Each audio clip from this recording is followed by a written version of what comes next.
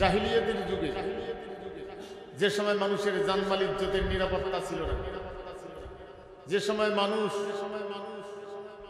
নির্যাতনের শিকার হয়ে পথ খুঁজছিল, পথ আর কোথায় গেলে একটু আমরা রেহাই পাবো, শান্তি ফিরে পাবো, তারা মজলুম হয়ে, তখন কোরআনুল কারীম নাজিল হয় নাই। আল্লাহর দরবারে তারা দোয়া করেছিল। আরববাসীরা জানতো যে আল্লাহ একজন আছে, এই ঈমানটা তাদের ছিল। তারা দোয়া করেছিল আল্লাহর কাছে, রব্বানা আখরিজনা মিন হাযিহিল ক্বরিয়াতিজ যালিমি আহলুহা ওয়াজআল লানা মিন লাদুনকা ওয়ালিয়্যা ওয়াজআল লানা মিন লাদুনকা নাসীরা। আল্লাহর কাছে তারা দোয়া করেছিল, হে আমাদের রব, হে আমাদের প্রভু, আমাদেরকে জুলুম নির্যাতন থেকে বাঁচার জন্য তোমার পক্ষ থেকে একজন নেতা পাঠিয়ে দাও। কি পাঠিয়ে দাও? ওয়াজআল লানা মিন লাদুনকা ওয়ালিয়্যা ওয়াজআল লানা মিন লাদুনকা নাসীরা, একজন সাহায্যকারী পাঠিয়ে দাও, একজন অভিভাবক পাঠিয়ে দাও। সম্মানিত ভাইরা, কোরআনুল কারীমের অনেক জায়গায় ইসলাম বিদ্বেষীরা দুনিয়ার কাফের বেঈমানের অপব্যাখ্যা করেছে, মুসলমান খুঁজেও দেখে নাই যে আসল ব্যাখ্যা কি হবে। ওলি আল্লাহ বলতে আমরা কি বুঝি?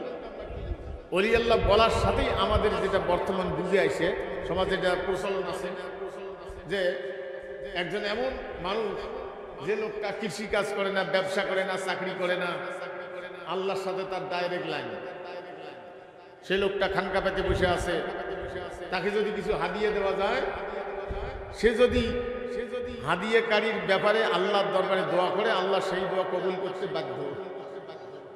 জোরে বলুন, আল্লাহ কারো কাছে বাধ্য। সম্মানিত হয়ে ভালো করে বুঝে নেন, এই ওলি আল্লাহরা এরাও আবার অনেক জায়গায় কোরআনের অপব্যাখ্যা করেছে। আমি সুযোগে সেই জায়গায় আসবো। তাহলে আল্লাহর ওলি, এতে কি বুঝি আমরা? ওলি আল্লাহ বলতে কি বুঝি? ভালো করে বুঝে নেন। আল্লাহর আলোচনা করতে গিয়া যদি ওলি শব্দ আসে তাহলে অর্থ হয় অভিভাবক, আর বান্দার আলোচনা করতে গিয়া যদি ওলি শব্দ আসে তাহলে হয় আল্লাহর বন্ধু।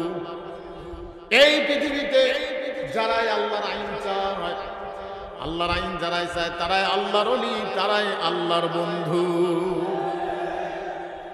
এবার আসুন, বাংলাদেশে আল্লাহর বন্ধু কতগুলো, শত্রু কতগুলো, এটার হিসাব কোন জায়গা আছে? এর হিসাব আছে ইলেকশন অফিসে। কোন জায়গায়? হ্যাঁ, সম্মানিত ভাইগণ, ভালো করে বুঝে নেন। আল্লাহ রাব্বুল আলামিন তাদের প্রার্থনা মঞ্জুর করে নিয়ে জানানো, আমা আরসালনাকা ইল্লা রাহমাতাল লিল আলামিন। নবীজি, সমস্ত সৃষ্টির জন্য, সমস্ত সৃষ্টির উপর আপনাকে রহমত স্বরূপ পাঠাইলাম। সমস্ত সৃষ্টির উপর রহমত। তাহলে ওরা চাইল নেতা, আর আল্লাহ কি পাঠাইলেন? রহমত। এবার আসুন, রহমত কারে কয়? মগজ দিয়ে বুঝে নেন, রহমত কারে কয়? আমরা যে খাচ্ছি, উঠতেছি, বসতেছি, দেখতেছি, হায়াত নিয়ে ঘুরতেছি, সব কিছুই হলো রহমত। কিন্তু এইখানে ওরা যে চাইল নেতা, আর আল্লাহ পাঠাইলেন রহমত। এই রহমত মানে হলো নেতা। ভাইরা আমার, নেতা যদি আল্লাহওয়ালা হয়, নেতা যদি ইমানদার হয়, নেতা যদি চরিত্রবান হয়, নেতা যদি পরহেজগার হয়, নেতা যদি আখিরাতকে ভয় করে, নেতা যদি কোরআন হাদিসের অনুসারী হয়, তাহলে নেতা হলো রহমত। আর নেতা যদি চরিত্রহীন হয়, নেতা যদি বেনামাজি হয়, বাটপার হয়, জুলুমবাজ হয়, হারাম হালাল সব মারিয়ে ধুয়ে খায়, দেশের টাকা বাইরে পাচার করে, তাহলে নেতা হলো গজব। আজকের পৃথিবীতে, আজকের বাংলাদেশে রহমতের সংখ্যা বেশি না গজবের সংখ্যা বেশি? বলুন। হ্যাঁ, গজব আসছে না আনছি? হ্যাঁ, গজব আনছি। আল্লাহ পাক বলছেন, জহরাল ফাসাদু ফিল বাররি ওয়াল বাহরি বিমা কাসাবাত আইদিন নাস। জল এবং স্থলের মধ্যে যত প্রকার অশান্তি গজব বিরাজ করে সব কিছুই হলো দুই হাতের কর্ম। কয় হাতের কর্ম? যেমন কর্ম করি তেমন ফলাফল পাই। সম্মানিত ভাইগণ, রহমতের বয়স হলো 20 বৎসর। 20 বৎসর বয়সে একজন যুবক ন্যায় অন্যায় বোঝে কিনা? হ্যাঁ? আর আজকে বেশিরভাগ আহারে জুলুমবাজের অনুসারী যারা, তাদের আদর্শের যারা ছেলে পেলে, এরা হলো হিংস্র জানোয়ারের চাইতেও খারাপ। আইরে যুবক, সম্মানিত ভাইগণ, আমি আলোচনার মধ্যে দিয়ে আল্লাহ তৌফিক দিলে আসতেছি। আলোচনায় ছিলাম যে আল্লাহ পাঠাইলেন রহমত। রহমতের বয়স হলো 20 বৎসর। আল্লাহর নবী আরববাসীদের নিয়ে একটি সংগঠন করলেন হিলফুল ফুজুল, অশান্তি দূর করার জন্য। সেটা দিয়ে কাজ হলো না। কেন? এই জমিন কার? এখানে আইন উপযুক্ত কার? এই পৃথিবীতে কোনো ব্যক্তি যদি আদর্শ তৈরি করে সেটা দিয়ে দুনিয়া শান্তিতে চলবে না। আর কোন নবীর অধিকার নাই জমিনে সে আইন তৈরি করার। যদি কোনো নবী এটা করে তাহলে নবুয়তের খাতার থেকে নাম কেটে যাবে। তাহলে রাসূল সাল্লাল্লাহু আলাইহি ওয়াসাল্লাম কি অপরাধ করলেন নাকি? বিষয়টা বুঝতে হবে, ভালো করে বুঝে নেন। নবীগণকে আল্লাহ নবী হিসেবে দুনিয়ায় পাঠান, নির্দিষ্ট টাইমের দায়িত্ব পালন করার অনুমতি জানিয়ে দেন। তা না করে যদি পৃথিবীর মানুষকে বলা হতো তোমরা ভোট দিয়ে নবী বানাও, রাতারাতি মদারু জেনারু গাঞ্জারুরে নবী হয়ে যেত। মানবেন না? পিডন দিয়ে বানাইতো যে আমি আজ নবী হয়ে গেছি রাতারাতি। বুঝছেন না? হায় হায়, যে দেশে মরা মানুষ পর্যন্ত কব্বরটি উঠিয়েছি ভোট দেয়, তাদের ইমান আছে। মরা মানুষের বিরুদ্ধে গাড়ি ভাঙার মামলা হয়েছে, কব্বরটি উঠিয়েছি গাড়ি ভাঙিয়েছি। কত বড় বদলি! সম্মানিত ভাই, কষ্ট হয়। হায় হায়, আপনাদের হাত এত শক্ত। আমি এই কিছুদিন আগেও যাতে দেখলাম, আর আসলে কি নাই, এত শক্ত জিনিস কেমন করে ভাঙলেন ভাই? বাপরে বাপর, মুড়ে পর্যন্ত উড়ি ফেলাইছে। হ্যাঁ, হায় হায় দুনিয়া। সম্মানিত ভাইগণ, ভালো করে বুঝে নেন। আল্লাহর নবী 26-এর মাথায় গিয়া হেরা পর্বতের চূড়ায় গিয়ে উঠলেন। 2.5 থেকে 3,000 ফিট উঁচু জায়গা, ওই পাহাড়ের চূড়া। সেখানে 2টি পাথর ছাউনি করা আছে, সামন বরাবর একটি ফুটা আছে। ওই ফুটা দিয়ে দেখলে সরাসরি কাবা শরীফ দেখা যায়। আল্লাহর নবী কাবার দিকে তাকা বলেন, হে আল্লাহ, হে কাবার মালিক, হে বিশ্ব স্রষ্টা, এই অশান্তি দূর করার জন্য তোমার পক্ষ থেকে কি বিধান আছে তাই দাও। বললেন 15টি বৎসর। 41-এর মাথায় গিয়া আল্লাহ রাব্বুল আলামিন ওই পাহাড়ের উপরে নবীজির কাছে কোরআনুল কারীমের প্রথম 5টি আয়াত আল্লাহ নাজিল করলেন। কয়টা? 5টি আয়াত নাজিল হওয়ার কারণে সৌদি আরবের যত পাহাড় আছে সবগুলির রং কালো সুরমার মতো, আর একটি পাহাড়ের রং উজ্জ্বল খালি ঝিলমিল করে চিলমিল করে, দূর থেকে দেখলেই টের পাওয়া যায় ওই যে কোরআন নাজিলের পাহাড়। কত মানুষ উঠতেছে। সম্মানিত ভাইগণ, নবীজি কোরআন নাজিল হওয়ার পরে বুঝতে পারলেন এই জায়গায় থেকে আর লাভ হবে না। কিয়ামত পর্যন্ত যদি এখানে বসে দোয়া করি অশান্তি দূর হবে না। অশান্তি দূর করতে গেলে আমাকে কোরআন নিয়া যে জায়গায় অশান্তির আগুন জ্বলতেছে সেইখানে মোকাবিলায় যাইতে হবে।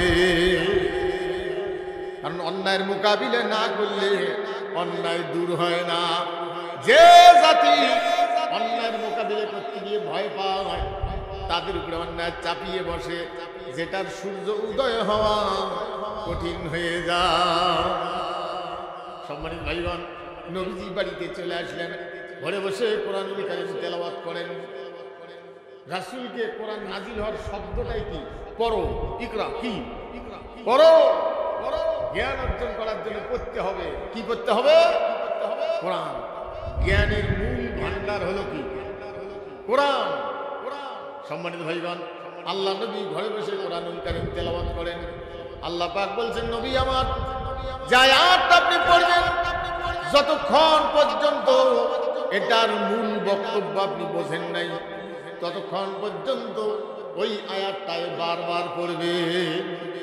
যেটা পড়বে ওইটাই পড়বে, যতক্ষণ কি বোঝেন নাই। আর আজকে না বুঝিয়ে পড়লেও হয়, না বুঝিয়ে পড়লেও হবে। আল্লাহ বলেন নাই, রাসূল বলেন নাই, সাহাবায়ে কেরাম বলেন নাই, এটা বলছে ব্রিটিশ। কারণ ব্রিটিশেরা জানে মুসলমানেরা যদি কোরআন বুঝিয়ে পড়ে, এই মুসলমানেরা মরে গেলেও আমাদের তৈরি করা আইন মানতে রাজি হবে না। এই জন্য মুসলমানদের বুঝেই দেবে, না বুঝিয়ে পড়লেও হয়। সেই ষড়যন্ত্রের বেড়া চলে আমাদের দেশে। 750 বছর কোরআনী শাসন ছিল, এরিয়া ছিল বাংলাদেশ, ইন্ডিয়া, পাকিস্তান, কাশ্মীর, আফগান। এই গোটাটা ছিল একটা দেশ, আর কোরআন ছিল 750 বছর ক্ষমতায়। খ্রিস্টানেরা সেই দেশ দখল করে নিয়া কোরআনী আইন ভেঙ্গে চুরমার করে দিয়া তাদের তৈরি করা আইন বসায় দিল। এরপরে মুসলমানদেরকে কোরআন ভুলাই দেওয়ার জন্য ফোরকানিয়া মাদ্রাসাগুলি মুক্তবুলি ওরা চালু করে দিয়ে পুরে কায়দা, হাফ কায়দা, বগদাদি কায়দা এগুলি সাপ্লাই দিল। যে পড়ায় সেও বোঝে না, যে পড়ে সেও বোঝে। আরো কয় হুজুর দোয়া করেন, কায়দা শেষ করছে বাচ্চাটা আমার, এইবার আমপাড়া নিবে, আমপাড়া শেষ হলে কোরআন শরীফ দিবে। দেখেন তাহলে আমপাড়ার কোরআনের মাঝে কোরআন, কায়দার কোরআনের মাঝে আমপাড়া, হ্যাঁ আমপাড়া হলে 30 নম্বর পাড়া। আর কি কায়দা করে সুরে ফাতিহাটা উল্টি দিছে, দিয়ে এদিক করে দিছে না। এখন মনে হয় যে সুরে ফাতিহার বলে না, বুঝছেন না? হায় হায়, মানুষকে বুঝতে দেয়নি। একটা জিনিস আপনাকে খেয়াল রাখতে হবে, ইসলামের শক্তি হলো 3 প্রকার। কয় প্রকার? তার মধ্যে 1 প্রকার হলো আমার মতো মৌলবী। কারণ আমার মতো কিছু মৌলবী আপনাকে সারা জীবন ঘুরে নিয়ে বেড়াবে, জেকের বাতাবে। জেকেরের তো তারা অপব্যাখ্যা করেছে। জেকের শব্দের অর্থ আমার মতো মৌলবী অপব্যাখ্যা করেছে। জেকের শব্দ হলো আরবি, বাংলা হলো স্মরণ, ব্যাখ্যা হলো ভয়ের মাধ্যমে আল্লাহকে স্মরণ করে জীবনের কাজগুলি, কর্মগুলি আল্লাহর বিধান মতো পরিচালনা করার নাম হলো আল্লাহর জিকির। সেই জন্য জিকির করতে হয়। আল্লাহ পাক বলছেন, ইয়া আইয়ুহাল্লাযীনা আমানু যিকুরুল্লাহা যিকরান কাসীরা ওয়াসাব্বিহুহু বুকরাতাম ওয়া আসীলা। ও বিশ্বাসীরা, তোমরা বেশি বেশি করে আল্লাহকে স্মরণ করো। কি করো? বলে জিকির শব্দের অর্থ হলো স্মরণ। এখন জিকির করবেন কোন জায়গায়? জিকির করতে হয় জমিনের আইলে। আইল ঠেলা যাবে না। কার হুকুম? কার বিধান? হ্যাঁ, জিকির করতে ব্যবসায় পাল্লার গাড়ি ওজনে কম দেওয়া যাবে না। কার ভয়ে? জিকির করতে হয় চাকরির টেবিলে, দায়িত্বের টেবিলে। অবৈধ রোজগার করা যাবে না। কার ভয়ে? জিকির। হ্যাঁ, সম্মানিত ভাইগণ, এই জন্য আজকে সবচেয়ে জিকির যাদের ভিতরে আছে, আল্লাহকে যারা ভয় করে, দীর্ঘ নির্যাতনের শিকার হয়ে যাদেরকে ব্যান করতে চাইছিল যে আজ থেকে তোমরা শেষ, আর পার্টি করতে পারবে না, নাই, ওরা ব্যান করার পরে পরেই কি হইল? ওরাই বলুন, হ্যাঁ, জিন্দিগিতে কিয়ামত পর্যন্ত আর মাথা তুলে দাঁড়াইতে পারবে? হাইরে হাইরে জানোয়ার। মানুষকে মানুষ এরকম নির্যাতন করতে পারে, মানুষকে তাদের আইন না মানার কারণে মারিয়ে পুড়িয়ে দেয়। বিশ্ব ইতিহাস আমি আর একটু পড়ে দিয়ে আসবো। আলোচনায় ছিলাম, সম্মানিত ভাইগণ, তাহলে জিকির করতে হয় আপনার কর্মের মধ্য দিয়ে। আপনার কর্মে যেন কোনো প্রকার ত্রুটি, আল্লাহ বিরোধী কোনো কর্ম আপনার দ্বারায় না হয়। এটা হলো জিকির। আর জিগলে সুবহানাল্লাহ, আলহামদুলিল্লাহ, আল্লাহু আকবার জিগলে পড়ে গেলে জিকির না গেলে হলো তাসবিহ। এখন আমার মতো বলবি আপনাকে জিকির বাতাল কি হল? সকালবেলা 500 বার লা ইলাহা ইল্লাল্লাহ, সুবহানাল্লাহ, আলহামদুলিল্লাহ, আল্লাহু আকবার, আপনি তো ওগুলো জপতেছেন, আপনার দ্বারা কি ক্ষতিটা করলো ইসলামের? আপনার কিভাবে মানে ক্ষতি করলো? সেটা হলো পৃথিবীতে কোরআন নাজিল হয়েছে হুদাল লিন্নাস, সমস্ত মানুষের জন্য, ধর্ম বর্ণ নির্বিশেষে সকলের জন্য নাজিল হয়েছে আল্লাহর পক্ষ থেকে। কি কোরআন? হ্যাঁ, কোরআন সকলেই বুঝিয়ে পড়া ফরজ। প্রত্যেক মুসলমান নর এবং নারী কোরআন বুঝিয়ে পড়া কি? জোরে বলুন। হ্যাঁ, এমনিতে আপনি জানার জন্য পড়বেন, বোঝার জন্য পড়বেন, শেখার জন্য পড়বেন, সেটা যে কোনো মুহূর্তে করতে পারেন, করবেন। কিন্তু ফরজ তেলাওয়াত আছে প্রত্যেক মুসলমান নর এবং নারীর জন্য 5 বার। কয়বার? 5 বার তেলাওয়াত করতে হবে এই কোরআন। প্রত্যেক মুসলমান নর এবং নারীর জন্য 5 বার তেলাওয়াত করা ফরজ। কয়বার? 5 বার, নির্দিষ্ট টাইম। এই ফরজ তেলাওয়াত আদায় করতে গিয়া আরো 12টা ফরজ লাগে। কি লাগে? আরো 12টা ফরজ লাগে। একটা হলো টাইম হওয়া লাগবে। কি হওয়া লাগবে? সময় হওয়া লাগবে। আর একটা হলো আপনাকে পবিত্র হওয়া লাগবে। আর একটা হলো খাড়া হওয়া লাগবে কোন দিকে? জোরে বলুন। হ্যাঁ, এইভাবে একটা ফরজ আদায় করতে গিয়ে আরো 12টা ফরজ লাগে। তাহলে কয়বার তেলাওয়াত করা ফরজ? জোরে বলুন। বুঝিয়ে না বুঝি? জোরে বলুন। বুঝিয়ে তেলাওয়াত করতে হবে। সম্মানিত ভাইগণ, আমার মতো মৌলবি 20 বছর আপনি ঘুরলেন বেহেশত পাওয়ার জন্য, আপনাকে সবক বাতাইছে, একদিনও বলে নাই যে কোরআন বুঝিয়ে পড়া লাগবে। না বুঝতে কি হল? আপনি পাগড়ি টুপি পাঞ্জাবি দিয়ে মনে হয় যে আপনি জান্নাত চলে গেছেন, কিন্তু আপনি ইসলামের কি বুঝলেন? ইসলামের অর্থনীতি, বিচারনীতি, সমাজনীতি, এগুলি আপনি তো কিছুই বুঝলেন না। আপনি শুধু হাকাউ নামাজ পড়ে গেলেন। সম্মানিত ভাইয়েরা, ভালো করে বুঝে নেন, পৃথিবীতে ধর্মীয় কিতাব শুধু কোরআন না, আরো আছে। আরো আছে না? অন্যান্য ধর্মের কিতাব আছে। হ্যাঁ, তাহলে অন্যান্য ধর্মের কিতাব আলোচনা করতে গিয়ে বাধা নাই কেন? বিষয়টা বুঝতে হবে। পৃথিবীতে অন্যান্য ধর্মের কিতাবগুলি, সেখানে কিছু ভালো কথা আছে। সৃষ্টি ভালোবাসেন, শান্তি আর শান্তি। কি শান্তি? কি শান্তি? হ্যাঁ, সম্মানিত ভাইরা, ভালো করে বুঝে নেন, কোরআন এমন একখানা কিতাব, আল্লাহ রাব্বুল আলামিন জানাই দিয়েছেন কোরআন সম্পর্কে, ওয়ানাজ্জালনা আলাইকাল কিতাবা তিবিয়ানাল লিকুল্লি শাই। নবীজি, আপনার উপরে কিতাব নাযিল করেছি প্রত্যেকটা বিষয়ের সমাধান দিয়া। এমন কোন বিষয় বাদ নাই যার সমাধান কোরআনুল কারীমে দেওয়া। জোরে বলুন ভাই না, এমন কোন বিষয় কিয়ামত পর্যন্ত। সম্মানিত ভাইগণ, অন্যান্য কিতাব আলোচনা করতে গিয়ে বাধা নাই কেন? সেখানে আইন আদালত নাই। কোরআনে আইন আদালত আছে না নেই? হ্যাঁ, সম্মানিত ভাইয়েরা, ধর্মীয় কিতাব, একটা জিনিস স্মরণ করে দিয়ে যাই, ইমানের মধ্যে যদি কোনো ঘাটতি থাকে, ইমানের মধ্যে যদি কোনো বিশ্বাসের মধ্যে যদি কোনো দুর্বলতা থাকে, সে ব্যক্তি যতই নামাজ কালাম পড়ুক, যতই পরহেজগারি মারাউদারি তুমি রাখুক, সম্মানিত ভাইগণ, ইমানের মধ্যে দুর্বলতা থাকলে আখিরাতে মুক্তির পাওয়ার কোনো সম্ভাবনা নাই। এখন ইমানটা একটু খোঁজা লাগবে যে ইমানের মধ্যে দুর্বলতা আছে কি। ইমান আনতে হবে কার উপরে? আমানতু বিল্লাহি। কার উপরে? আল্লাহর উপরে। ওয়া মালাইকাতি। কার উপরে? ওয়া কুতুবিহি। কিতাব সমূহের উপরে। কিতাবের বহুবচন কুতুবি। কিতাব সমূহের উপরে। এখন বলেন তো বাংলাদেশে কতগুলো কিতাব? হ্যাঁ, যত দল তত কিতাব। বাংলাদেশে একখানা বই হাতে নিয়ে ঘুরবেন, অসুবিধা হচ্ছে আপনাদের? হ্যাঁ, বাংলাদেশে একখানা বই হাতে নিয়ে ঘুরবেন, বাংলা ভাষায় কি নাম? বই। বাংলা ভাষায় কি নাম? বই। এটাও কি? বাংলা ভাষায় কি নাম? বই।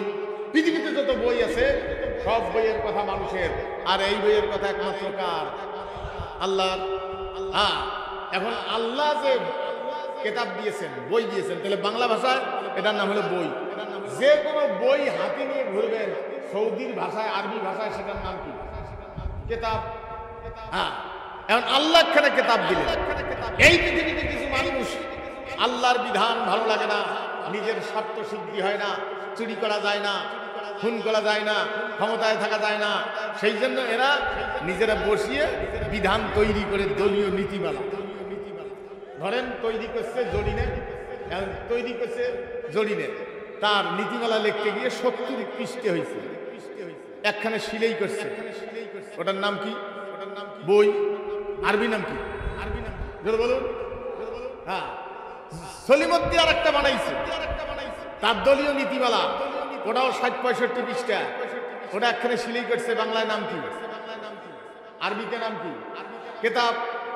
আপনি কোন কিতাবের উপর ঈমান আনছেন? সেটা যদি আল্লাহর কিতাব হয় তাহলে আপনার ঈমান ঠিক আছে। আর যতই নামাজ কালাম পড়েন, আপনি যদি জরিনের কিতাবকে বাস্তবায়ন করার উপরে ঈমান আনেন, জরিনের কিতাবের পক্ষে কাজ করেন, সলিমুদ্দিনের কিতাবের উপর ঈমান আনেন, তাহলে আপনার ঈমান এখনো ঠিক হয় না। আপনার ঈমানের মধ্যে ঘাটতি আছে। আল্লাহর কিতাবের আপনি ঈমান আনেন নাই। সম্মানিত ভাইগণ, ভালো করে বুঝে নেন, সলিমুদ্দিনের কিতাব, জরিনের কিতাব, আল্লাহর কিতাব, এটার প্রতিযোগিতা হয় কয় বছর পর পর? বলুন। 5 বছর পর পর। আমার সবচেয়ে আশ্চর্য লাগে, আরে আপনি একজন নামাজি, একজন লোক কোরআনের দাওয়াত নিয়ে আপনার কাছে গেছে, ওই লোকটা যাওয়ার পরে তুমি একজন মুসলমান, তুমি একজন নামাজি হাজি, তুমি সলিমুদ্দিনের কিতাব নিয়ে, জরিনের কিতাব নিয়ে যা বলতেছে, ভাই এই পাশে আসো, এটা কোরআনের চাইতেও এটা ভালো, না হলে সে ধরে বেড়ায় নাকি বলেন? তাহলে আল্লাহর কালামের বিরুদ্ধে তুমি সলিমুদ্দিনের কিতাবের দাওয়াত নিয়ে ঘুরতেছ, তোমার ঈমান ঠিক আছে? সেদিকে আল্লাহর প্রতিপক্ষ নয়, আল্লাহর বিরোধী দল নয়।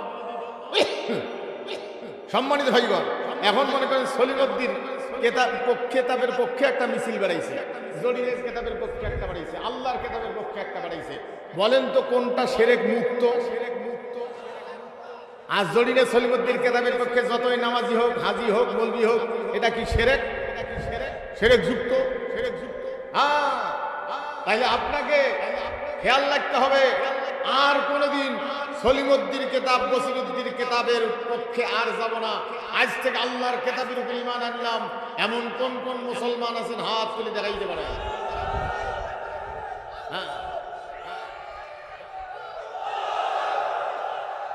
খেয়াল থাকবে। সম্মানিত ভাইয়েরা, আমার দিয়ে দেখুন, তাহলে এইখানে আল্লাহ পাক জানায় দিয়েছেন, মুসলমানদের মধ্যে এমন কিছু মুসলমান আছে, ইমানদারদের মধ্যে এমন কিছু ইমানদার আছে 5 বছর ঈমান আনে, ইন্নাল্লাযিনা আমানু, নামাজ কালাম পড়ে, আবার 5 বছর পরে দৌড়ি দিয়া সুম্মা কাফারু, আবার বাড়ি আসিয়ে 5 বছর সুম্মা আমানু, আবার ঈমান আনে, নামাজ কালাম পড়ে, আবার দৌড়ি দিয়া সুম্মা কাফারু। নাই? সম্মানিত ভাইগণ, ভালো করে বুঝে নেন, এই জন্য কোরআনুল কারীম পড়তে হয় এবং বুঝতে হয়। আল্লাহ রাব্বুল আলামিন জানান, ইন্নাল্লাযীনা কাযযাবু বিআয়াতিনা ওয়াস্তাকবারু আনহা লা তুফাত্তাহু লাহুম আবওয়াবুস সামাই ওয়া লা ইয়াদখুলুনাল জান্নাতা হাত্তা ইয়ালিজাল জামালু ফি সাম্মিল খিয়াত ওয়া কাযালিকা নাজজিল মুজরিমিন। আল্লাহ পাক জানেন, নিশ্চয়ই যারা আল্লাহর বিধানকে যারা মিথ্যা বানায়, ইন্নাল্লাযিনা কাযযাবু বিআয়াতিনা, আল্লাহর বিধানকে, আল্লাহর আদর্শকে যারা, আল্লাহর আইনকে যারা মিথ্যা বানায়, কি করে? ইন্নাল্লাযিনা কাযযাবু বিআয়াতিনা, ওরে উঠো কেন, বসো, ডিস্টার্ব করেন না।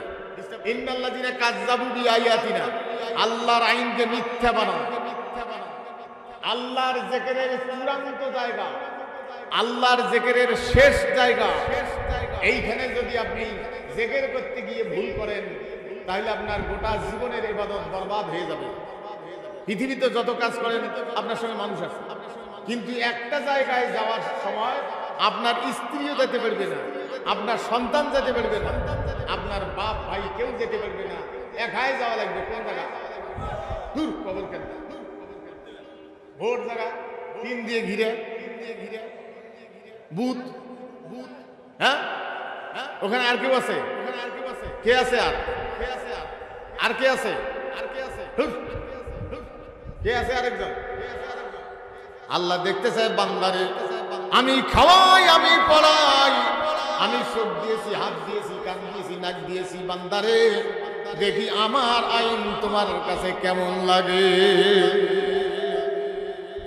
সম্মানিত ভাইগণ, সেখানে গিয়ে যদি এই যুগে আল্লাহর আইন চলতে পারে না, জরিনের আইনের উপরে সিল দিলেন, কোরআনকে দুর্বল বানায় আর জরিনের সলিমুদ্দিন আইনকে তৈরি করা মতবাদকে সমাজ রাষ্ট্রের জন্য, পৃথিবীর জন্য, আপনি দেশের জন্য উপযুক্ত বানাইলেন।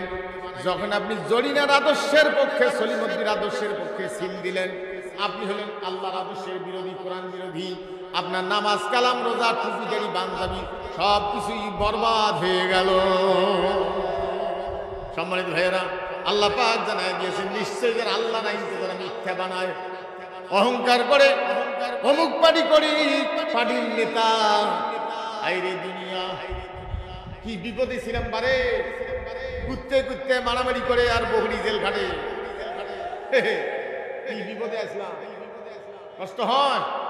হ্যাঁ, সম্মানিত ভাইগণ, এক লোক একটা বকরির পাটা খাসি কিনে কোরবানির আগের দিন বাড়ি ফিরে যায়, হাঁটে যায়, রাস্তাতে একটা বড় একটা পাঠা আছে, দাঁড়ে আছে, এই বড় দাড়ি, পায়ের পশম ঝালঝালা আইছে, পায়ে দেখিয়ে ব্যাং গাইছে, পায়ে পাটাক দেখিয়ে অনুরোধ করতেছে, আর খাসি রে অনুরোধ, যার তো কাল কোরবানি করবে, খাসি করতেছে, পাটা করতেছে, খাসি খাড়াইছে, কিরে কলি আমার কাল কোরবানি করবে, সেটা আমি ভালো করি যাবো, আমার কোরবানি করার আগে উজু করবে, দোয়া পড়বে, পশ্চিমকে দাঁড়াবে, আস্তে করে শোয়াবে, আদর করে বিসমিল্লাহ আল্লাহু আকবার বলে কোরবানি করবে, আমার গোশ খাবে, সব পাবে, আমি ধন্য হয়ে যাব, আল্লাহর রাস্তায় কোরবানি হয়ে যাব। তুই আমাকে দেখি ব্যাঙ্গাই জড়ো করিস, খেয়াল রাখিস, তোর জন্য কালী পূজা আসতেছে, কালী পূজা আছে নাই? সেই পাঠার ঘরে অতিথি না বানাইলে মাহফিল করতে দেয় না। আরে পাঠারে আয়, অতিথি বানাই, আয় এখন, আরে পাঠা কোরআনের মাহফিলের অতিথি হয়, গাঞ্জা খেতে খেতে পাশার চামড়া ভিতরে গেছে, আর তাই আসিয়া কোরআনের মাহফিলের অতিথি হয়। আয় এখন, অতিথি এখন সুন্নি বিলের মতো নিছালিয়ে কুকুরের মতো ঘুরে বেড়ায়, জানের ভয়ে, কারণ জানে যে ধরলে বাস পারে না। হ্যাঁ, কত মাহফিল বন্ধ করে দিয়েছ, কোরআনের মাহফিল, তোদের খেয়াল আছে? তওবা করে যদি শোনা না হয়, কোরআনের পক্ষে না আসো, তাহলে তোদের জানা যায় দোয়া পড়াও যায় নাই। হ্যাঁ, ওরা তো আল্লাহ বিরোধী, ওদের জন্য দোয়া করবে কি?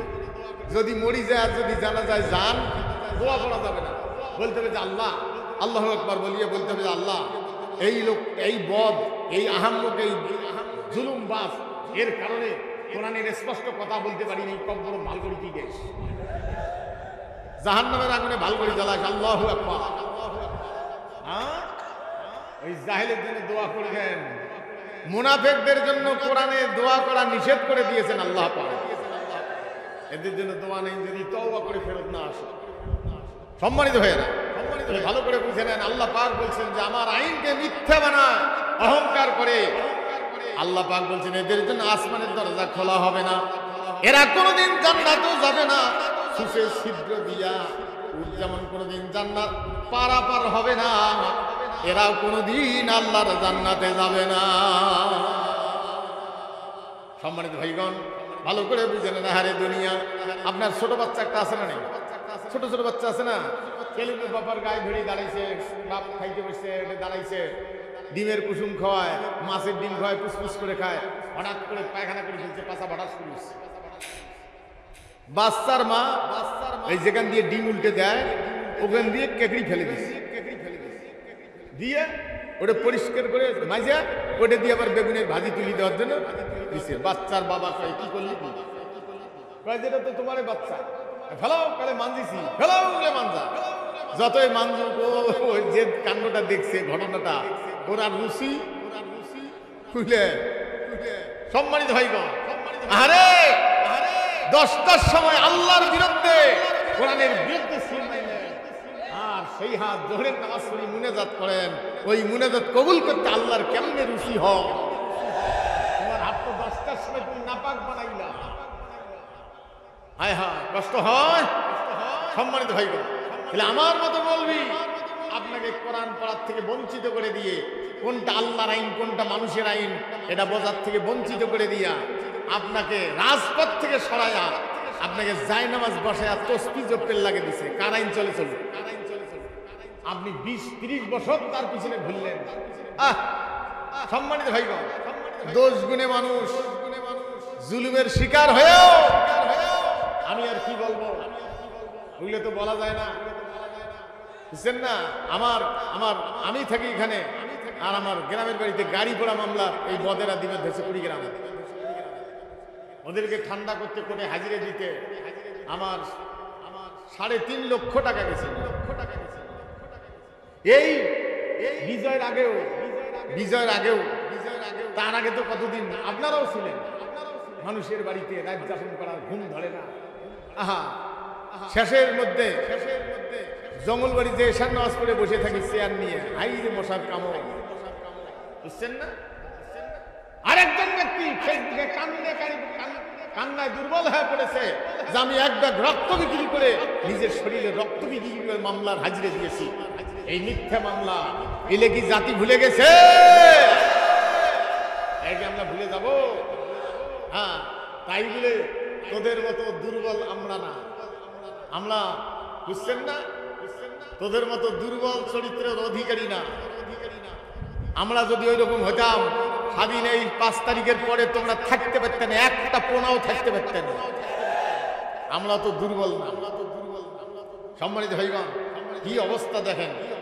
হ্যাঁ, একজন বাসে চড়ছে, লেখা আছে ধূমপান করবেন, পাশে বসে একজন ধূমপান করে, বলছে ভাই এখানে লেখা আছে ধূমপান করবেন, তাহলে আপনার কোনো অভিযোগ থাকলে চালককে গিয়ে বলুন। তো ড্রাইভারকে বলতে গেছে ভাই আমার পাশে লোকটা ধূমপান করার আমার অসুবিধা হয়, ড্রাইভার পিছনে সিটের পিছনে দেখে দিছে, ওই লেখা আছে গাড়ি চলিবার সময় চালকের সাথে কথা বলবে, তাহলে কি নামবার সময় বলবে? তার মানে শহীদ শাসকেরা যতদিন ক্ষমতায় থাকবে ততদিন তার বিরুদ্ধে কথা বলা যাবে না, নামলে বলবেন। হ্যাঁ, এখন এই দুনিয়া ভাত বন্ধ করে দিতে চাও, পানি বন্ধ করে দিতে চাও, কারেন্ট বন্ধ করে দিতে চাও।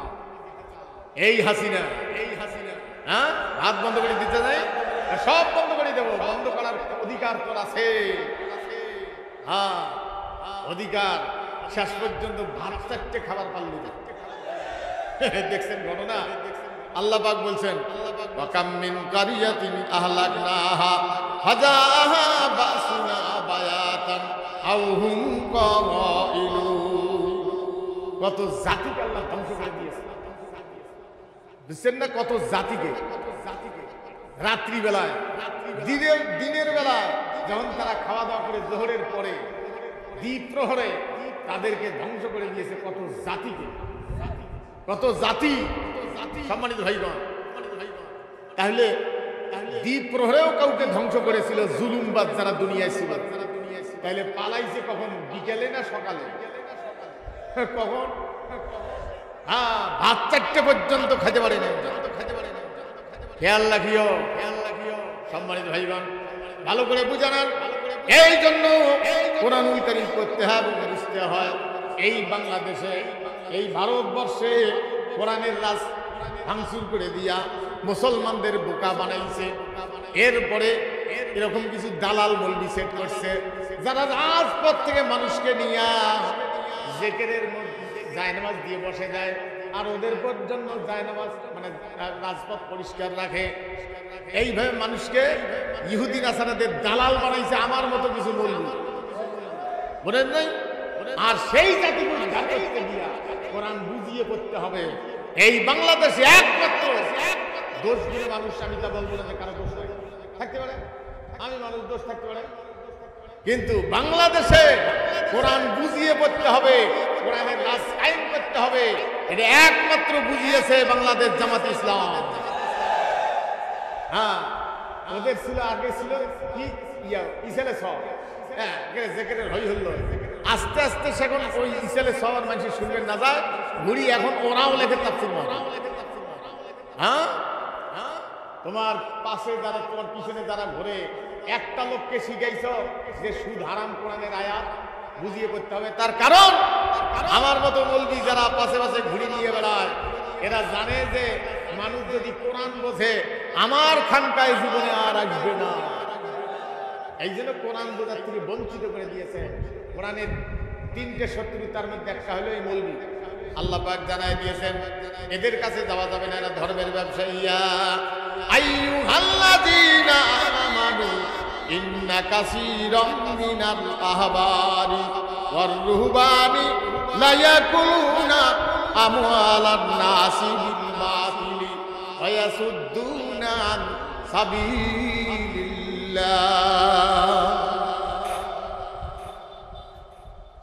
আল্লাহ পাক নো বিশ্বাসীরা অধিকাংশ ধর্মের ব্যবসায়ী তোমাদের কাছে আসবে, কোরআনের মতো হাদিসের মতো কথা বানায় সানায় ওয়াজ করিবে, যাহা কোরআনেও নাই হাদিসেও না।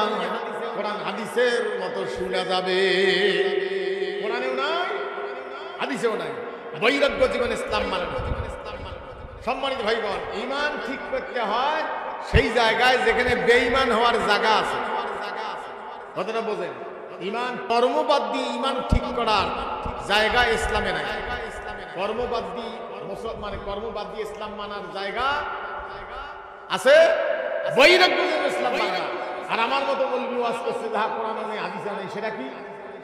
রাবেয়া বসরি, হাসান বসরি, নিজামুদ্দিন আউলিয়া 99কে খুন করে আরো একটা 100টা পুরে করে আল্লাহর ওলি হল। হ্যাঁ, তার মানে এরা বুঝাইছে একেবারে আচ্ছা তারে খুন কর, যখন বয়স শেষ হয়ে যাবে আর পারবি না, তখন তসবি ধরি বসি আল্লাহর ওলি হল। এগুলো সব গাঁজাখুরি গল্প। রাবেয়া বসরি বৈরাগ্য জীবন ইসলাম মানে না, বৈরাগ্য জীবন ইসলাম মানে না।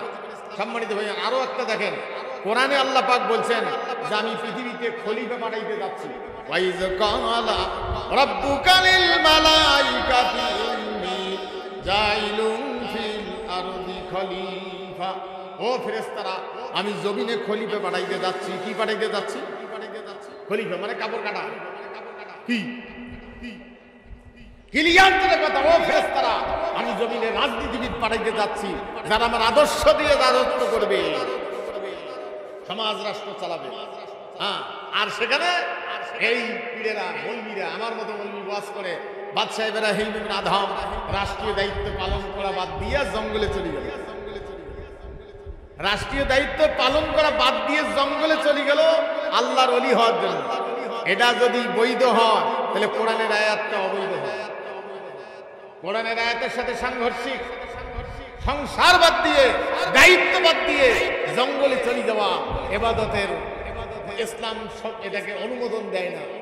আর এই মৌলবি ওয়াজ করে বাদশাহ ইব্রাহিম ইবনে আদম রাষ্ট্রীয় দায়িত্ব বাদ দিয়ে জঙ্গলে চলে গেল।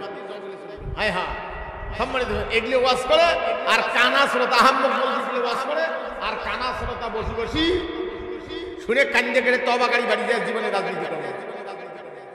হ্যাঁ, এরকম কোনো বক্তা যদি এগুলো ওয়াজ করে ওকে কবেন যে কোরআন হাদিস থেকে বের কর, না বের করতে পারলে সেই নামটা হবে।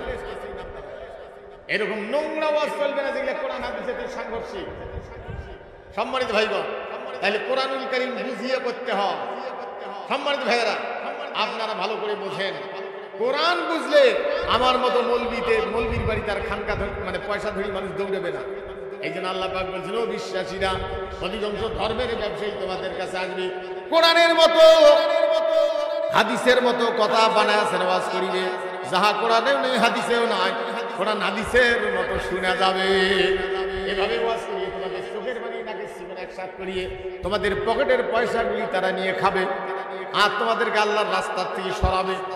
হাজার হাজার বলবি আজকে রাজপথ থেকে সরাইয়া তসবি দিয়ে বসাই দিছে যাতে করে ইসলাম বিদ্বেষীদের জন্য রাজপথ পরিষ্কার হয়।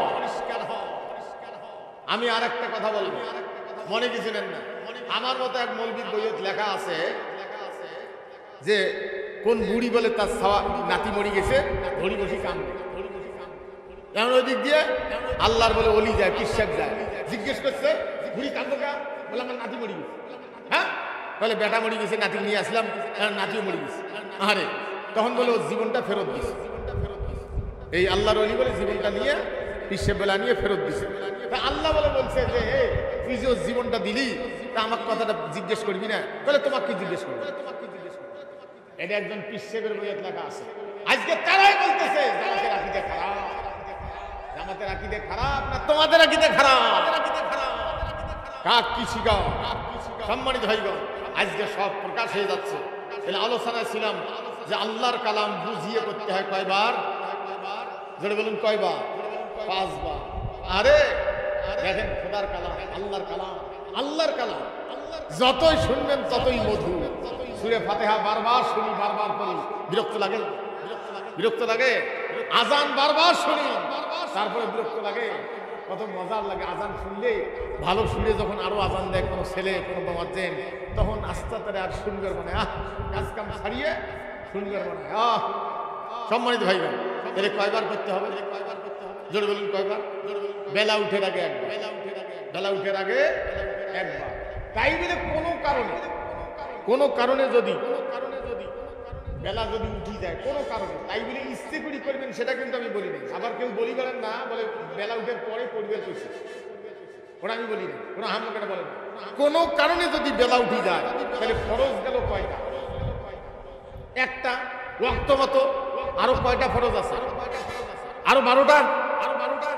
এই 12টা ফরজ সঙ্গে সঙ্গে যদি আপনি আদায় করতে পারেন, সম্মানিত ভাইগণ, তাহলে ওয়াক্তের নামাজ হিসেবে আল্লাহ কবুল করে নেবেন।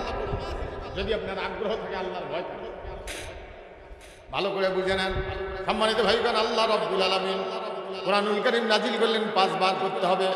প্রত্যেক রাকাতে যদি ফজরের নামাজ জামাতের সাথে পড়েন তাহলে আপনি পড়বেন 2 বার, শুনবেন 2 বার। আর কেউ কেউ বলছে 4 বারে পড়া লাগবে। আর যদি আপনি একাই পড়েন, জামাত যদি না পেলেন কোনো কারণে, তাহলে ফজরের নামাজে সূরা ফাতিহা পড়তে হবে কয়বার? জোরে বলেন কয়বার? এখানে আল্লাহর কাছে বলতেছি আলহামদুলিল্লাহি রাব্বিল আলামিন। প্রশংসা কার? আল্লাহর। কেন আল্লাহর প্রশংসা করতেছি? আল্লাহ হলেন রব্বুল আলামিন, রব্বুল আলামিন মহাবিশ্বের মালিক। আল্লাহ হলেন রব্বুল আলামিন, রাসূল হলেন রহমাতুল লিল আলামিন, আর কোরআন হলো যিকরুল লিল আলামিন। মহাবিশ্বের জন্য এটাই হলো জিকির। সুবহানাল্লাহ বলবেন না? তাহলে রব শব্দের অর্থ কি ভালো করে বুঝতে হবে। কিয়ামত পর্যন্ত একটা শব্দের অর্থ যদি কেউ লিখতে যায়, আল্লাহ পাক বলেছেন কুল্লাহু কানাল বাহরু মিদাদাল লিকালিমাতি রাব্বি লানাফিদাল বাহরু ক্বাবলা আন তানফাদা কালিমাতু রাব্বি ওয়ালাউ জিনা বিমিসলিহি মাদাদা। হে রাসূল, আপনি পরিষ্কার করে বলে দেন, এই কথা বলেন, হে রাসূল আপনি পরিষ্কার করে বলে দেন, হে দুনিয়ার মানুষ, তোমরা যদি সমস্ত গাছগুলিকে কলম বানাও আর যদি পানিগুলিকে কালি বানাও, দুনিয়ার যত পানি আছে কোরআনুল কারীমের ব্যাখ্যা যদি লেখা শুরু করো, এগুলো কলম কালি শেষ হয়ে যাবে। এই পরিমাণ কলম কালি নিয়ে আবার যদি শুরু করো, সেগুলো শেষ হয়ে যাবে, তবু আল্লাহর কালামের ব্যাখ্যা লেখা শেষ হবে না। সম্মানিত ভাইগণ, ভালো করে বুঝে নেন। তাহলে রবের 1 নম্বর অর্থ হলো রব মানে স্রষ্টা। রব মানে স্রষ্টা। 2 নম্বর অর্থ হলো রব মানে রিজিক দাতা, যিনি সৃষ্টিকে যাবতীয় প্রয়োজন মিটায়া বাঁচায় রাখতে পারেন, তিনি হলেন রব। রবের 3 নম্বর অর্থ হলো রব মানে আইনদাতা। আমাদের আইনদাতাকে এখনো আল্লাহ। ভালো করে বুঝে নেন, বাংলাদেশ আইন কেমন দ্বারা চলছে, তার মধ্যে মাত্র 2টা আইন হলো আল্লাহ। একটা হলো বিবাহ তালাক, আর একটা হলো জমিনের ভাগ বাটোয়ারা। এই কোরআনী আইন বাংলাদেশে মাত্র 2টা। কয়টা? কি কি? একটা হলো বিবাহ তালাক, আর একটা জমিনের সম্পদের ভাগ বাটোয়ারা, মেরাজ। আর বাকি যত আইন আছে সব খ্রিস্টানের, একটাও আল্লাহর নয়। এই আইনগুলি পরিবর্তন করা ফরজ না নফল? এই ফরজের পক্ষে যারা, তারা আজকে দীর্ঘদিন পর্যন্ত জুলুম নির্যাতনের শিকার হয়েছিল। সম্মানিত ভাইগণ, এই জন্য আল্লাহ পাক বলছেন ইন্নাল্লাযীনা ক্বালু রাব্বুনাল্লাহু সুম্মাস্তাকামু তাতানাজ্জালু আলাইহিমুল মালাইকাতু আল্লা তাখাফু ওয়া লা তাহজানু ওয়া আবশিরু বিল জান্নাহ ওয়া আবশিরু বিল জান্নাতিল্লাতী কুনতুম তুআদুন। ইমানের দাবি নিয়ে যারা গাইত জীবনের জয়গান, তারা অকাতরে দিনের খাতিরে সর্বস্ব করিত দান। অর্ধ পৃথিবী করেছে শাসন, তালি দেওয়া জামা গায়ে দিয়ে, আটার বস্তা পিঠে করে নিয়া সেবিত দুস্থ মায়ে। কোথা গেল সেই মানব দরদি তৌহিদি সন্তান? কোথা গেল সেই সোনালী যুগের সোনার মুসলমান? লা ইলাহা লা ইলাহা ইল্লাল্লাহু মুহাম্মাদুর রাসূলুল্লাহ সাল্লাল্লাহু আলাইহি ওয়াসাল্লাম। আল্লাহ বলছে নিশ্চয় যারা বলে যে আমার রব হলো আল্লাহ, আমাদের আইনদাতাকে যারা বলুন, এর উপরে যদি প্রতিষ্ঠিত থাকে, এর উপরে প্রতিষ্ঠিত থাকতে গিয়ে কত জুলুম নির্যাতন। হায়রে 500টি রডের ভিতরে একজন মানুষ এক যুগেরও বেশি থাকা কোরআনের কারণে। সেই জন্য যারা আল্লাহ রাস্তায় জীবন দেয় তাদেরকে আল্লাহ মৃত্যু বলতে নিষেধ করে দিয়েছে। ওয়ালা তাকুলু লিমান ইউকতালু ফি সাবিলিল্লাহি আমওয়াত বাল আহইয়াউন ওয়ালাকিন লা তাশউরুন। আল্লাহ রাস্তায় যারা জীবন দেয় তাদেরকে তোমরা মৃত্যু বলো না। তারা কি স্বাভাবিক মরছে? তাদেরকে মারি ফেলা হয়েছে।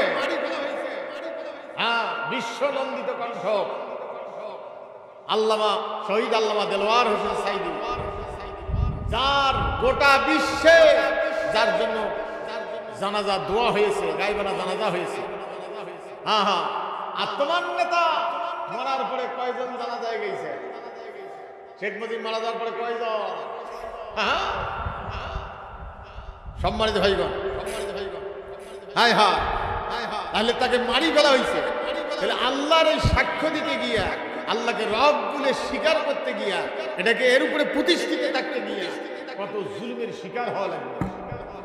সম্মানিত ভাইগণ, তারপরে যাদেরকে নিরপরাধ মানুষ নাম পাল্টায়া ফাঁসি দিয়েছ, ফাঁসির মঞ্চে ঝুলিয়েছ, কাদাই কসাই মোল্লা। কসাই মোল্লা কি কাদের মোল্লা? হ্যাঁ, হায় হায়। তারপরে জামায়াতের আমির মরহুম শহীদ মতিউর রহমান নিজামী, কামরুজ্জামান সাহেব, আলী হাসান মুজাহিদ সাহেব, আরো কত, এদেরকে তোমরা মারি ফেলাইছো, না মরে নাই। এদের রক্তের বদলে আজকে তোমরা এই দেশ ছেড়ে পালিয়েছো। তাদের রক্ত ব্যর্থ যায় না, যাবে। হ্যাঁ, সম্মানিত ভাইগণ, কষ্ট হয়। তাহলে আল্লাহকে যারা রব বলে স্বীকার করেছে, এটাকে আপনি ভাবছেন যে কব্বর দিয়ে জব দেওয়া লাগবে? হ্যাঁ, তাহলে যাকে মাছে খায় ফেলাইছে তার কাছে জব দিবে? ওর কব্বর করে? হ্যাঁ, দুনিয়ার জীবনেই সাক্ষ্য দিয়ে দিতে হবে যে আমার রব আল্লাহ। গোটা জীবনটা সাক্ষ্য দিয়ে দিতে হবে যে আমার রব কে? আল্লাহ। আল্লাহ পাক তাদের জন্য ফেরেশতা পাঠায় দেন। ও ফেরেশতারা তাদেরকে সুসংবাদ দাও, তাদের কোনো ভয় বা চিন্তার কোনো কারণ নাই। আল্লাহ তাদের জন্য জান্নাতের ব্যবস্থা করে দিয়েছে, রেখে দিয়েছে। সম্মানিত ভাইগণ, এই জন্য কোরআন কারীম পড়তে এবং বুঝতে হবে। রবের 3 নম্বর অর্থ হলো রব মানে আইনদাতা। রব মানে, আপনি নামাজ আমার দিকে দেখেন, আমার দিকে দেখেন, ওদিকে কিছু তো হবে, গাড়ি ঘোড়া যাবে, আমার দিকে দেখেন। তাহলে রবের 3 নম্বর অর্থ আইনদাতা। আপনি নামাজের ভিতরে করলেন সকালবেলা 4 বার, আর আপনি বেরিয়া যদি মানুষের তৈরি করেন, এর পার্টি করেন, আপনার নামাজ ঠিক আছে? হ্যাঁ, যারা মানুষের তৈরি করেন, এর পার্টি করে, এদের রব কি আল্লাহ না মানুষ? ওদের তৈরি করা নেতারা ওদের রব আল্লাহ নয়। সম্মানিত ভাইগণ, এই জন্য রবের 3 নম্বর অর্থ হলো রব মানে আইনদাতা, 4 নম্বর অর্থ হলো রব মানে সর্বভৌম ক্ষমতার মালিক। কে? জনগণ। কে? হ্যাঁ, আল্লাহ। এখন লেখা কি আছে? লেখা আছে কি? জনগণ। পরিবর্তন করা ফরজ না নফল? হ্যাঁ, এখন পরিবর্তনের টাইম। আল্লাহ দিলে আজ হোক কাল হোক পরিবর্তন হবে। সর্বভৌম ক্ষমতার মালিককে, হায়াত এবং মৌতের মালিককে। সম্মানিত ভাইজান, এরপর আল্লাহর কাছে বলতেছি, আল্লাহ তুমি রহমান আর রহমানির রহিম, তুমি দয়ালু এবং দাতা। দুনিয়ার জীবনে আল্লাহ হলেন রহমান, আখিরাতের জীবনে আল্লাহ হলেন রহিম আর রহমানির রহিম। দুনিয়ার জীবনে সবাইকে খাওয়াবে রহমান, আর আখিরাতে হলেন রহিম, পুরস্কার দাতা। এরপর আল্লাহর কাছে বলতেছি, আল্লাহ আমার একদিন বিচার হবে, বিচার দিনের মালিক হলে তুমি। একমাত্র বিচারককে মালিকিয়াউমিদ্দিন। সকালবেলা যে লোকটা সাইবার বলল বিচার দিনের মালিক তুমি, এই লোকটা কি আর বাকি জীবনের কর্মগুলি সারাদিন কি আর আল্লাহর বিরোধী কাজ করতে পারে? হ্যাঁ, বিচার দিনের মালিক তুমি। এই কথা বলিয়ে যে সমস্ত নামাজি মানব রসিদাইনের পার্টি করো, তোমরা ওই আয়াতটাই বোঝো নাই। বিচার দিনের মালিক কে? বিচার দিনের মালিক হলো আল্লাহ রাব্বুল আলামিন। ভাইরা আমার, এরপরে আমি এই জায়গায় সুযোগ পেলে আসবো। এরপরে আল্লাহর কাছে বলতেছি, ইয়্যাকা না'বুদু করেন, ইয়্যাকা না'বুদু ওয়া ইয়্যাকা নাস্তাঈন। ইয়্যাকা না'বুদু, আমরা কার বান্দা? জোরে বলেন, আমরা কার বান্দা? সব নামাজি আল্লাহর বান্দা নয়, সব রোজাদার আল্লাহর বান্দা নয়, সব মৌলবি আল্লাহর বান্দা নয়, সব মুসলমান আল্লাহর বান্দা নয়। যে যার পার্টি করে সে হলো সেই পার্টির নেতার বান্দা।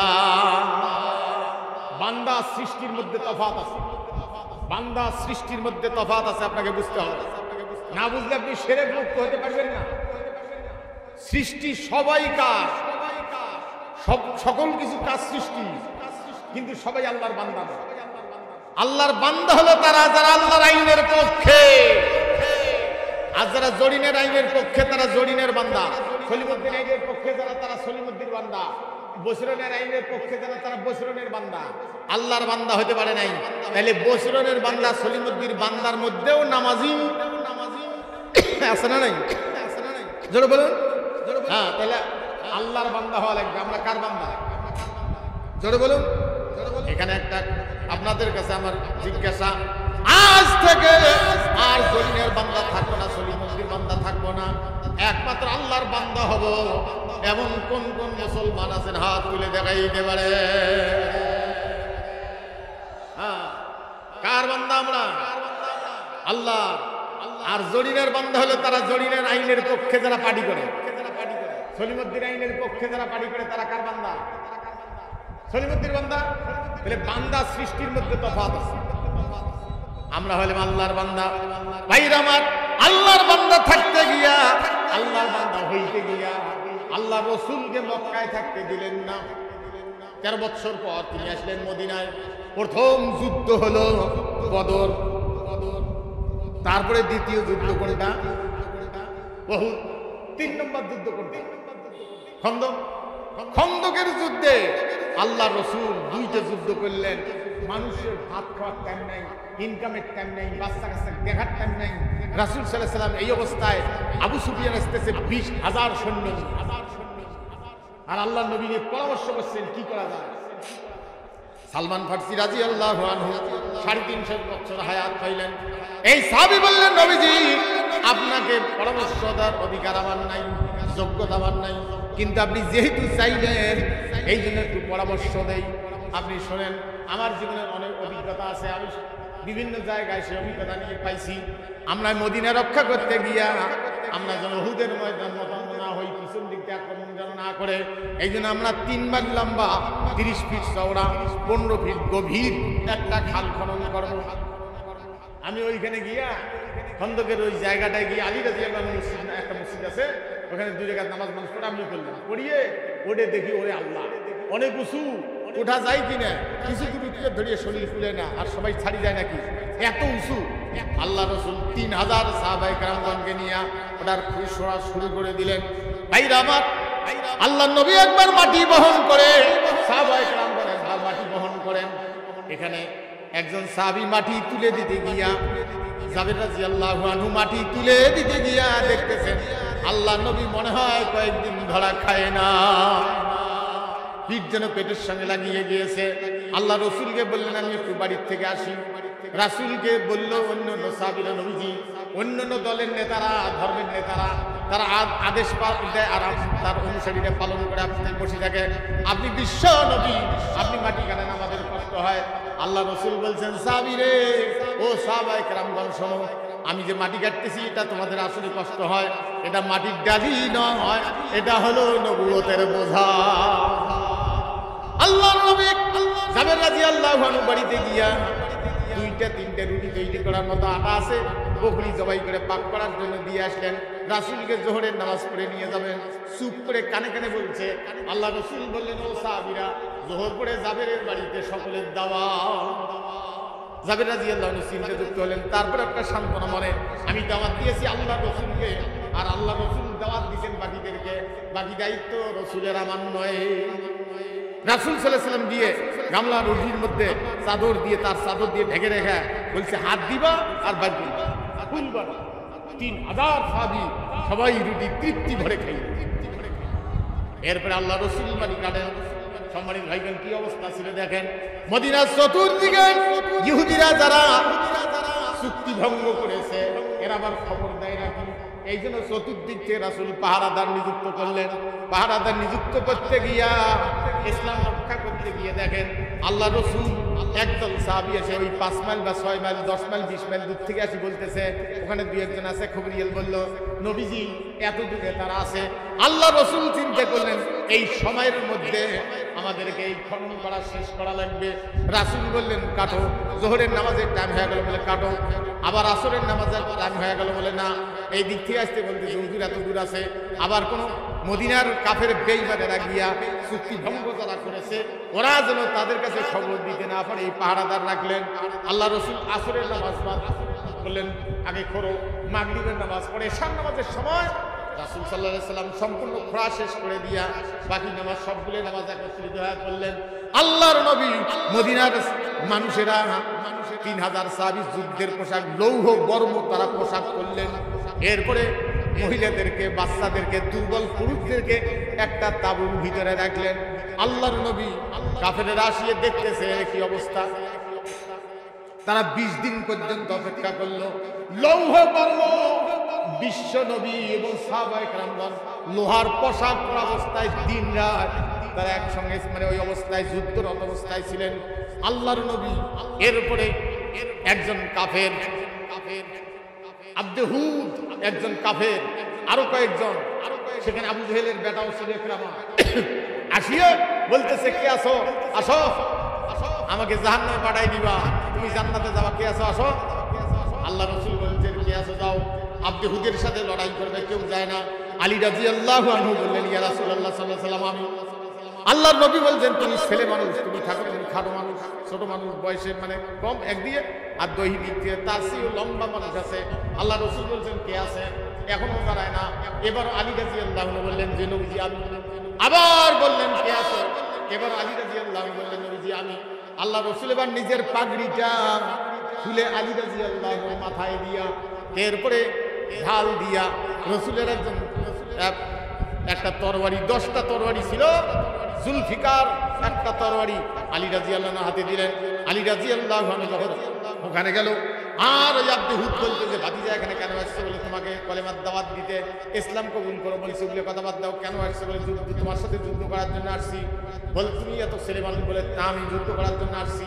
আব্দে হুদ নিজের ঘোড়ার মাথা নিজে তরবারি দিয়া আঘাত করে মানে আহত করে তারাই দিয়া আলী রাদিয়াল্লাহু আনহু সাথে যুদ্ধে অংশগ্রহণ করলেন। আলী রাদিয়াল্লাহু আনহু এক পর্যায়ে তরবারি দিয়ে আঘাত করলেন, ঢাল ভেদ করে নবীজির পাগড়ি পর্যন্ত আসছিল। পাগড়িতে কাটা যায় না, কিন্তু ঢাল তরবারিটা আটকে গেছে ঢালের মধ্যে। আর আলী রাদিয়াল্লাহু আনহু ওই তরবারি দিয়া এমন জোরে আঘাত করলেন, মাথার অর্ধেক কেটে দাঁতের এই জায়গা পর্যন্ত বাড়ি তুলে। মুসলমানের আল্লাহু আকবার বললেন, আল্লাহু আকবার।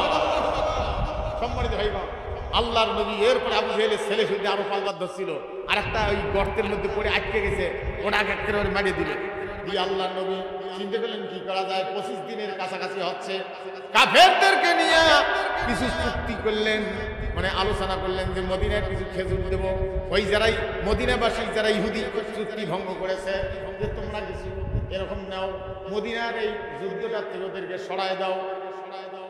এটা যখন আলোচনা করছে, 3 ভাগের 1 ভাগ দিয়ে চায়, ওরা চায় অর্ধেক। ওদেরকে দিয়া বলছে আমি একটু কথা বলি।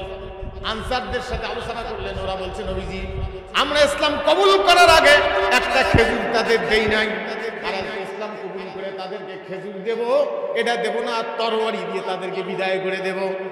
আল্লাহ রসুলের কাছে বলছে নবীজি এটা আপনি করছেন না, আল্লাহর আদেশ, আপনি, আমাদের কোনো আপত্তি নাই। আল্লাহ বলে আমাদের আপত্তি নেই। আপত্তি হলো আমরা অমুসলিম অবস্থায় একটা খেজুর দিয়ে নিয়ে আজকে খেজুর দেব।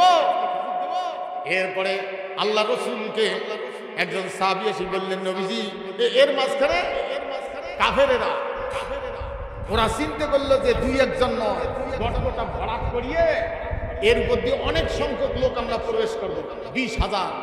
ওরা রাত্রিবেলা এই কাজটা করা শুরু করে দিয়েছে। দেখেন কোন সময় নামাজের চাইতেও জিহাদের মূল্য কত। রাত্রিবেলা এই কাজটা করা শুরু করে দিয়েছে, ফজরের নামাজের টাইম হয়েছে। আল্লাহ রসুল যখন ওরা কাজ শুরু করে দিয়েছে, সাহাবায়ে কেরাম পাথর দিয়ে ঢেলিয়ে তাদেরকে প্রতিহত করতেছেন।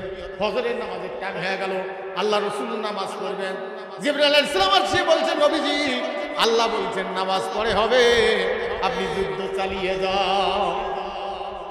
এরপরে ওদেরকে প্রতিহত করতে গিয়ে জোহরের নামাজের টাইম, সাহাবায়ে কেরামগণকে নিয়ে জোহর পড়বেন।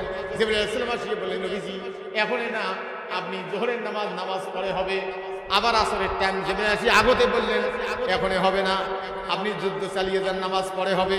মাগরিবের কেন বললেন এখনই হবে না, নামাজ পড়ে হবে, আপনি যুদ্ধ চালিয়ে যান। এরপরে সন্ধ্যে ঘনিয়ে আসলো, আর দেখতে পারে না তারা, বিদায় হয়ে গেল। আল্লাহ রসুল এরপরে এক এক করে 5 ওয়াক্ত নামাজের সাথে বললেন। সম্মানিত ভাইগণ, কোন সময় কারণ রাষ্ট্র রক্ষা করতে না পারলে আপনি আল্লাহর দ্বীন মানবেন কোন জায়গায়, যদি রাষ্ট্র রক্ষা করতে না পারে তাই বলে নামাজ বাদ দিবেন না। নামাজ রসুল পড়ে পেলেন এশার নামাজের সময়। এরপরে একজন কাফের মুসলমান, নব মুসলমান আসে বলল নবীজি আমি আপনার কাছে একটা কথা বলতে আসছি, অনুমতি যদি দেন আমি 2 দলের ভিতরে একটা অবিশ্বাসের সৃষ্টি করে দেব, আমার কি ঈমান নষ্ট হবে? আপনি যদি অনুমতি দেন। বলে হ্যাঁ তুমি যাও। ঈমান নষ্ট হবে? বলে না। এ যে ওই মদিনার যে গোত্রগুলা ইহুদিরা চুক্তি ভঙ্গ করেছে, ওদেরকে বলছে ওরা কেন যুদ্ধ করে না জানো? ওরা যদি পালিয়ে যায়, যুদ্ধ করে শেষ করে যায়, তোমাদের কি হবে? তো ওদেরকে বলো 40 জন তোমাদের এখানে আমাদেরকে বন্দি দাও, যুদ্ধবন্দি, মানে এদের মুক্তিপণ দাও। এদেরকে এই কথা বলিয়ে ওদেরকে যা বলছে যে তোমরা যুদ্ধ ওরা করে না কেন, 40 জন লোকের ওরা যে চুক্তি ভঙ্গ করেছে, মুহাম্মদ সাল্লাল্লাহু আলাইহি সাল্লামকে 40 জন লোক দিতে চায়, দিয়ে বিশ্বাস অর্জন করতে চায়, তোমরা দিবা। এই আবু সুফিয়ান আর এদের ভিতরে একটা দ্বন্দ্ব, কি অবিশ্বাস। এরা লোক পাঠায় দিয়ে দেখে আসলে 40 জন লোক চায়। এরপরে আল্লাহ রসুল বললেন গভীর রাত্রে কে আছো? এমন টাইমে আহারে যুদ্ধরত অবস্থায় হুযায়ফা ইয়ামানি আল্লাহ রসুল মানে মহিলাদের তাবুর কাছে, মায়ের কাছে দেখতে আসছেন। আসিয়ে দেখতেছেন মা বলছে তুমি এখানে কেন? তুমি তো আল্লাহ নবীর দেহরক্ষী, যাও তুমি। এই হুযায়ফা ইয়ামানি এই জামাটা ছিল, এই হাতটা খোলা, এটা লোহার, এই জায়গাটা লোহা ছিল, এটা লৌহ বর্ম পরা। তাহলে ওদিকে 20-25 দিন হয় লোহার পোশাক পরা অবস্থায়, যুদ্ধরত অবস্থায়, গরম, সাহাবায়ে কেরামগণ এবং আল্লাহর নবী পোশাক খোলেন নাই। এমনি কি ইসলাম আসছে দুনিয়ায়?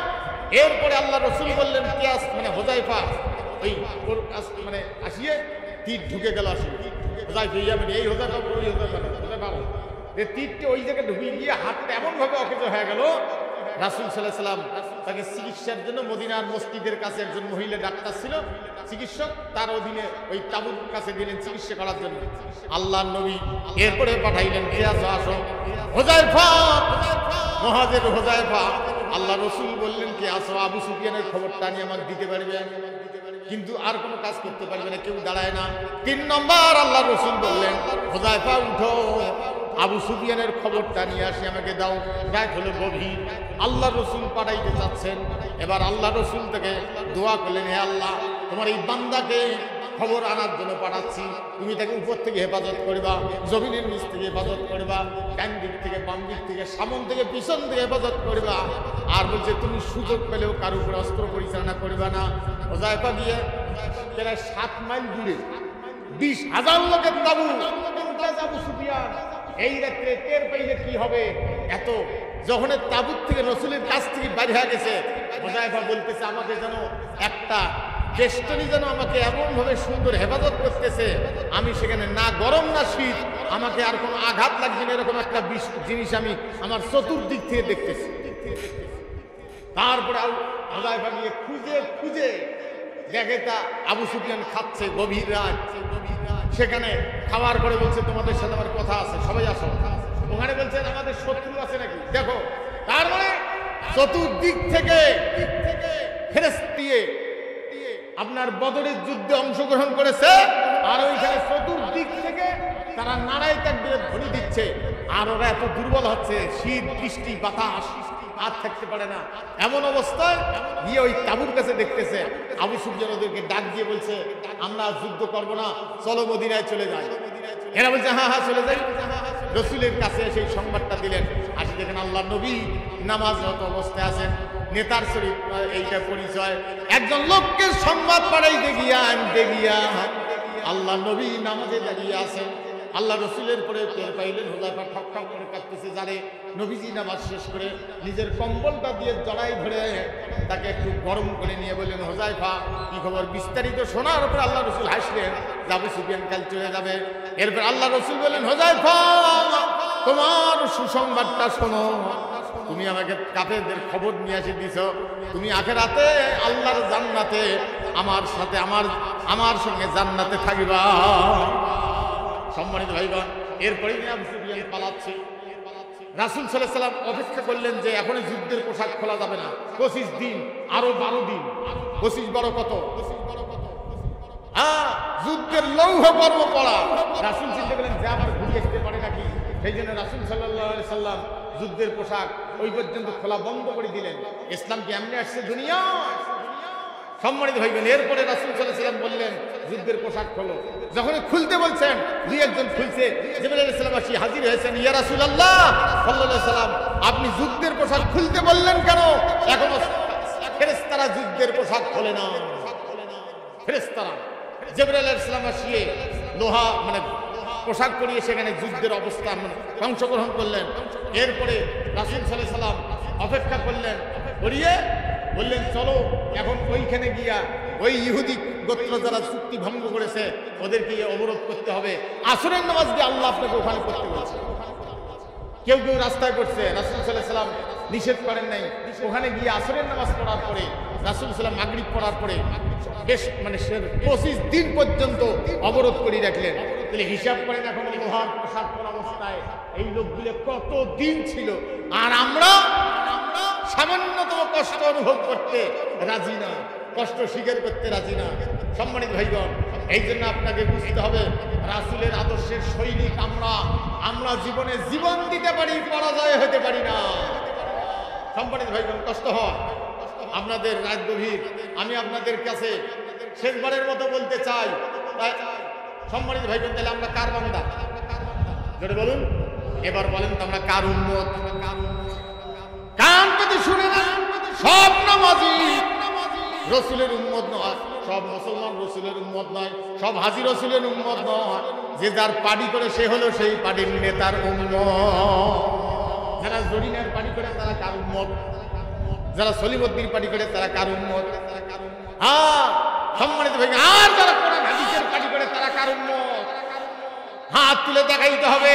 যার জীবনে জরিনার উম্মত থাকবে না, সলিমুদ্দিন উম্মত থাকবো না, আজ থেকে রাসূলের উম্মত হয়ে গেলাম, এমন কোন কোন মুসলমান আছেন হাত তুলে দেখাইতে পারে? তাহলে আমরা কখন হাজির হবে কিয়ামতের ময়দানে 70 বছর পর্যন্ত ফেরেশতারা তাদেরকে লাইন করাবেন। সম্মানিত ভাইগণ, যে যার পার্টি করেছে সেই পার্টির নেতার পিছনে লাইন করে দাঁড় করাবেন। প্রত্যেক ব্যক্তিকে ডাকতে হবে, তোমরা তোমাদের নেতাদেরকে নিয়ে সামনে নিয়ে আসো। যে যার পার্টি করেছে তার পিছনে দাঁড়াবে। আর যারা কোরআন হাদিসের পক্ষে পার্টি করেছে এই লোকগুলি নবীজির পিছনে লাইন হয়ে দাঁড়াবে। জোরে বলবেন সুবহানাল্লাহ। একটা কথা বলে দিয়ে যাই ডাইরেক্ট কোরআন। ভাইরা আমার, দুনিয়ার ভিতরে দল চেঞ্জ করা যায়, হাসরের ময়দানে দল চেঞ্জ করা যাবে না। এটা আপনাকে খেয়াল রাখতে হবে। কারণটা হলো আল্লাহ পাক জানাই দিয়েছেন, ফায়াউমা ইজিল্লা ইউসআলু আন যামবিহি ইনসু ওয়ালা জান। মানুষ কিংবা জিনকে জিজ্ঞেস করা লাগবে না কোন পার্টি করছো দুনিয়ায়। কোন মানুষকে জিজ্ঞেস করা লাগবে না কোন পার্টি করছো দুনিয়ায়। যে যার পার্টি করেছে ওই পার্টির মার্কাটা তার কপালত থাকবে। যারা জরিনের পার্টি করেছে তার মার্কাটা কপালত থাকবে। যারা সলিমুদ্দিন পার্টি করেছে তার মার্কা পড়ে থাকবে। এই জন্য কোনো মানুষ কিংবা জিনকে জিজ্ঞেস করা লাগবে না কোন পার্টি করছো, দেখিয়ে চিনে যাবে। আর যারা কোরআন হাদিসের পক্ষে যারা পার্টি করেছে এই লোকগুলি সেজদার জায়গায় আল্লাহু আকবার চিহ্ন লেখা থাকবে। এটা দেখিয়ে বুঝা যাবে লোকটা আল্লাহ আল্লাহর রাসূলের। এখানে যার পার্টি করেছে, যে নেতার অনুসরণ করেছে, ওই পার্টির মনোগ্রামটা কপালত নিয়ে উঠতে হবে। আর যারা আল্লাহ আল্লাহ রাসূলের পক্ষে পার্টি করেছে তার কপালে কি থাকবে? যারা বলেন আল্লাহু আকবার, এই সেজদার এই জায়গা কোনায় আল্লাহু আকবার চিহ্ন লেখা থাকবে। সম্মানিত ভাইগণ, এবার ভালো করে বুঝে নেন, আর কোনোদিন জরিনের সিল নিয়ে আখিরাতে কপালে উঠবো না, সবিনের সিল নিয়ে, সলিমুদ্দিন সিল নিয়ে উঠবো না, আল্লাহু আকবার সিল কপালে নিয়ে উঠবো। এমন কোন কোন মুসলমান আছেন হাত তুলে দেখাইতে পারে? খেয়াল থাকবে। চ্যানেলটি সাবস্ক্রাইব করুন, বেল আইকনটি বেজে দিয়ে সাথেই থাকুন।